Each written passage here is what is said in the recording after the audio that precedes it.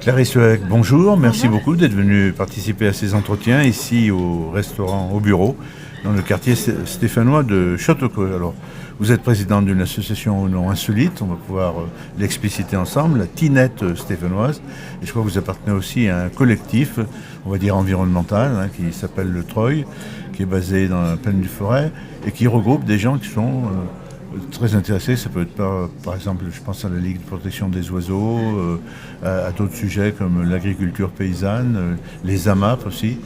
Et ce collectif travaille aussi collectivement sur l'eau et organise un grand forum de l'eau annuel.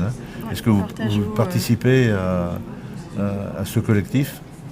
Alors en fait on a eu la chance de se rapprocher justement du Treuil pour organiser une projection d'un film qui s'appelle Holy Shit, qui parle justement des enjeux de l'assainissement.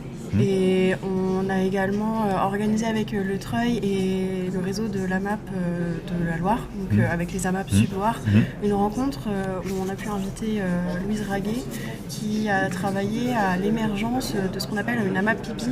Donc c'est une AMAP on va parler de ce sujet. Dans la région parisienne. Voilà, parce que notre objectif c'est de développer justement ce type de projet sur Saint-Étienne. Et avec des partenaires qui peuvent être des universités, des structures d'État aussi, sur travail sur la question de l'eau qui est effectivement prioritaire dans les deux sens. On passe du secteur d'inondation à des temps de sécheresse. Et finalement, on parle très peu de ce sujet, pipi, tinette, donc on va parler de l'urine. Est-ce que vous êtes basé sur des recherches, sur des travaux de chercheurs? Oui, tout à fait.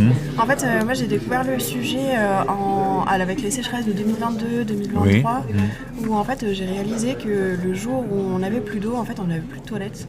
Et en fait c'est à partir de là où je me suis dit, ok, en fait il faut qu'on fasse quelque chose parce qu'il y a quand même des enjeux de salubrité publique derrière et d'accessibilité aux toilettes qui se posent. Et même dans la Loire, en fait on l'a vu, il y a des communes qui se sont retrouvées avec il y a un approvisionnement en eau avec des citernes, pour pouvoir justement ne pas avoir l'eau coupée.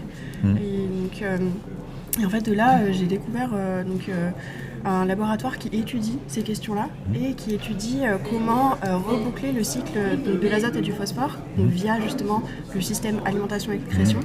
Et donc ça s'appelle le laboratoire du Lisu, donc qui est à Paris et qui porte un projet de recherche qui s'appelle OCAPI, qui est vraiment sur ces sujets-là. Est-ce qu'il y a en France, et vous commencez à nous en parler, ou dans l'Union européenne justement, des pays, des régions, des collectivités qui sont avancées, qui ont été un petit peu innovateurs dans ce secteur? Et qu'est-ce qu'on peut faire justement en matière d'innovation? Alors j'ai par exemple un exemple en Suisse, où la Suisse a fait pas mal de recherches là-dessus. Il y a aussi un laboratoire de recherche qui étudie comment réutiliser l'urine et en faire un urinofertilisant.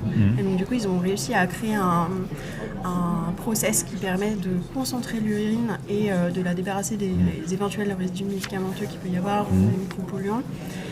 Et qui s'appelle l'aurine, ou l'orin, donc qui peut être utilisé justement en tant qu'engrais. Donc ils ont eu des autorisations là-dessus. On a des exemples aussi en France. Est-ce que le monde agricole a réagi positivement justement à ce type c'est une véritable révolution quand même. Alors même si on utilisait le fumier depuis des siècles, l'urine, on n'y pensait absolument pas.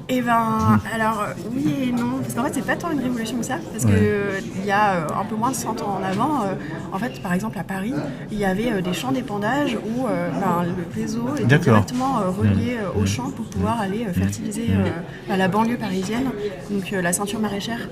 Et donc en fait il y avait déjà ce recyclage là, et ce recyclage on l'a perdu avec le temps et avec l'émergence justement de notre réseau de Tout à l'égout et de la station d'épuration. En fait on est tombé dans un système un peu aberrant où on dépense de l'énergie pour aller chercher ces nutriments et on dépense de l'énergie pour s'en débarrasser alors qu'en fait on pourrait le recycler. Et pardon, du coup j'ai mangé le début de la question. Bon alors on va enchaîner. Est-ce que soit les États, soit les collectivités, on va dire les pouvoirs publics d'une façon générale, soit justement les énormes sociétés, soit publiques, soit privées, qui distribuent l'eau, ont conscience de l'intérêt de ce que vous proposez? Alors là, je pense que je serais un peu... Je ne sais pas s'il y a une conscience complète par exemple des groupes comme Veolia, comme Source, qui sont des géants du traitement et de la distribution d'eau, sont conscients que ça peut faire partie des économies et des solutions concrètes. J'aurais tendance, j'avoue que je ne sais pas, il faudrait leur poser la question. Mais par contre, je sais qu'il y a des agences de l'eau qui commencent justement à travailler sur ces questions-là. Dans les documents que vous m'avez envoyés, je crois que l'agence de l'eau de la région Île-de-France. Oui, avec vraiment le comité scientifique qui s'est aussi positionné avec un avis hyper favorable justement sur aller vers la séparation des urines et matières fécales pour les collecter et plutôt que de les envoyer dans le système de tout à l'égout finalement. Parce que si on continue dans ce système-là, donc il y a les enjeux de l'eau, mais il y a aussi les enjeux de recyclage justement des nutriments, comme je l'ai abordé un peu tout à l'heure. Parce qu'en fait, on va avoir des pénuries à long terme de phosphore. Et en fait, le phosphore, on en a besoin pour l'agriculture, dans certains systèmes. Du coup, on a besoin de recycler ce qu'on rejette.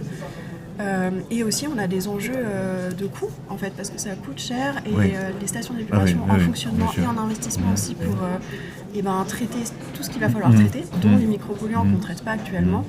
En fait, c'est des investissements qui sont énormes et qui vont peser sur les budgets des collectivités et du coup derrière sur le contribuable.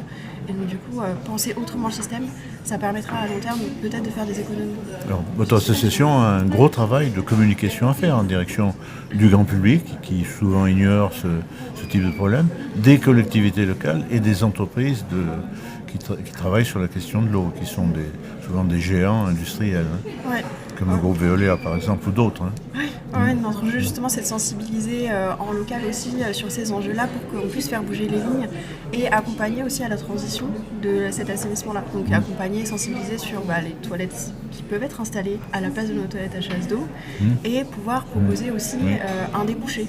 Et donc là notre enjeu c'est de refaire le lien entre ville et campagne pour pouvoir réutiliser nos excréments dans les champs pour pouvoir à nouveau produire de l'alimentation qui va pouvoir nous... Par exemple, lors du dernier forum de l'eau qui s'est tenu dans la région, est-ce que le sujet a pu être abordé ou est-ce qu'il est encore absent de ces débats, on va dire, collectifs et pluralistes? Alors, de ce que je sais pour le moment, pour l'instant, c'est pas encore un sujet qui est abordé de manière très concrète sur vraiment l'aspect solution. Donc là, il y a beaucoup de partage sur les enjeux, les interventions des acteurs justement de l'eau qui sont venus présenter comment eux voyaient les usages, les enjeux.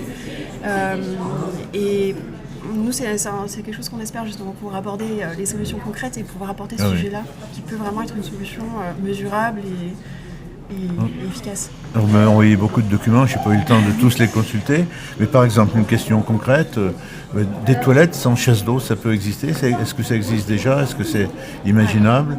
Oui, alors ça existe déjà. Par exemple en Suisse, il y a des immeubles entiers qui sont équipés avec des systèmes de toilettes, soit avec petite chasse, pour essayer d'éviter justement de gaspiller trop d'eau, soit sans eau complètement.